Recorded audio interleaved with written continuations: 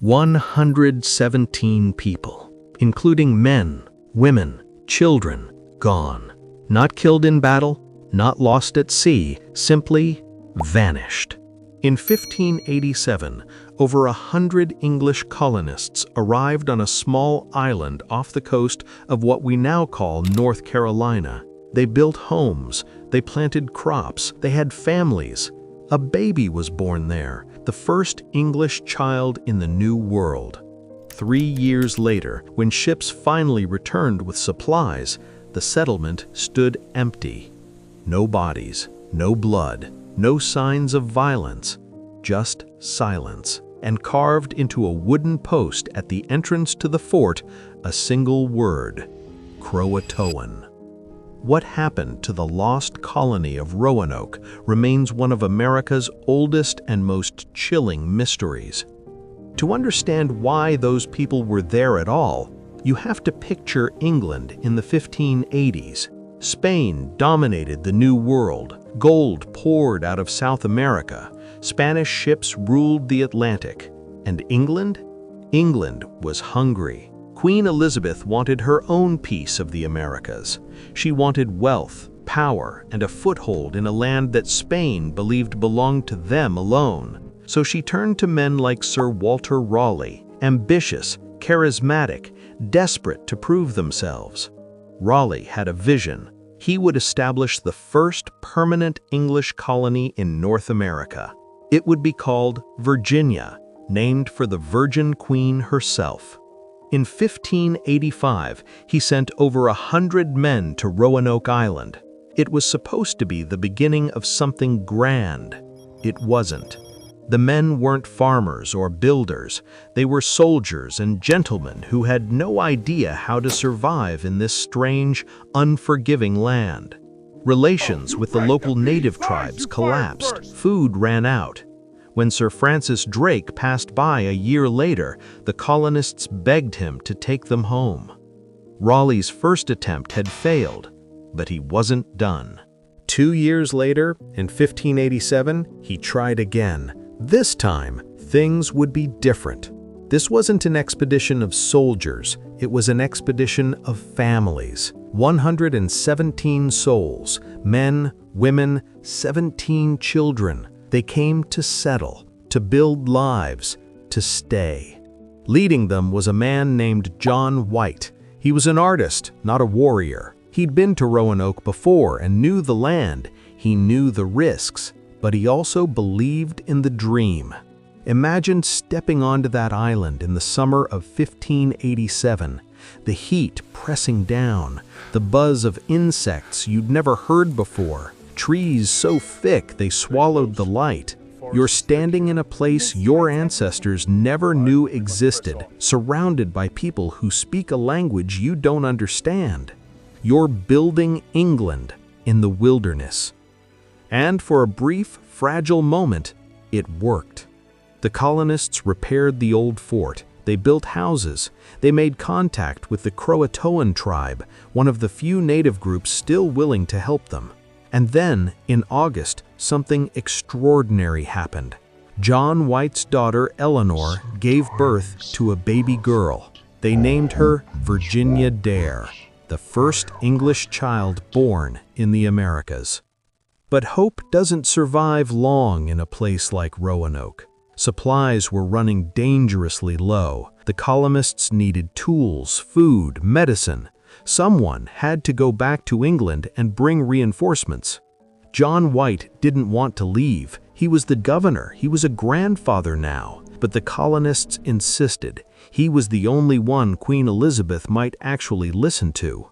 So he made a promise. He would return as quickly as possible. Months, not years. He boarded the ship. He watched the island fade into the horizon. He had no idea he would never see his family again. White arrived in England in November 1587. He immediately began organizing a supply mission. But England had bigger problems. Spain was coming. In 1588, the Spanish Armada launched, one of the largest naval fleets ever assembled, aiming to invade England and crush Elizabeth's reign once and for all. Every ship, every sailor, every resource was diverted to the defense of the realm. White was stranded. He couldn't get a ship, he couldn't hire a crew. The colony he'd left behind, his daughter, his granddaughter, everyone was waiting for him, and there was nothing he could do. Months turned into years.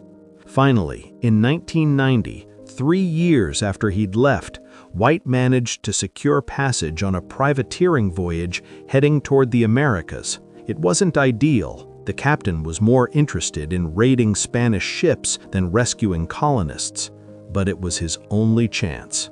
On August 18, 1590, White's ship anchored off Roanoke Island. They saw smoke rising from the trees, the signal maybe, a sign that someone was still there. White and a small crew rowed ashore as the sun set. They called out, they fired guns into the air, they sang English songs, hoping someone would recognize them. Nothing. The next morning, they entered the settlement. The houses were gone, dismantled, not destroyed. The cannon had been buried. Personal belongings were scattered, half-rotted by rain and time. But there were no bodies, no graves, no message explaining where they'd gone. At the entrance to the fort, they found it, carved into a post, clean and deliberate. CROATOAN. White had told the colonists before he left, if you're in danger, carve a cross. If you move willingly, carve your destination. There was no cross. That meant they'd left by choice. They'd gone to CROATOAN, a nearby island, home to the tribe that had helped them.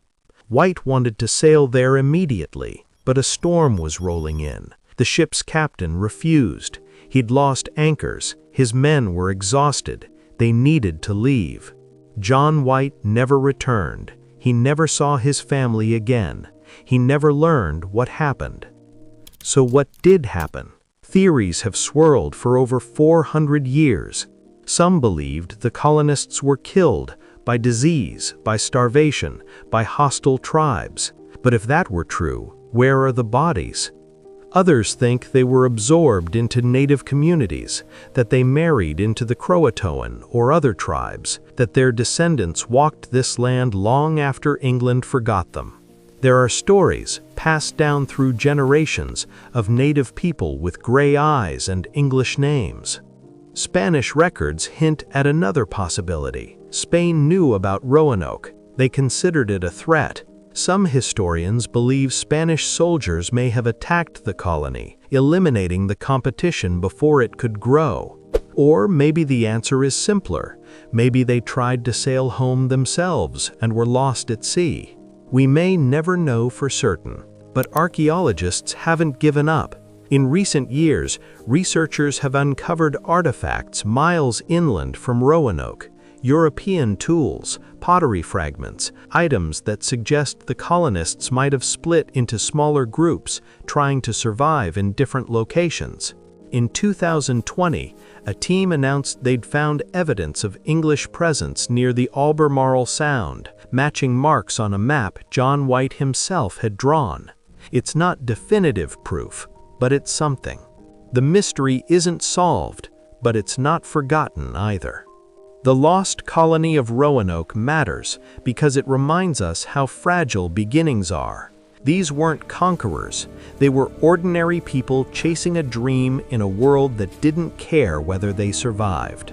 Somewhere in the soil of North Carolina, their story is buried. Maybe one day we'll find it. But until then, all we have is that single word carved into wood by hands we'll never know: CROATOAN.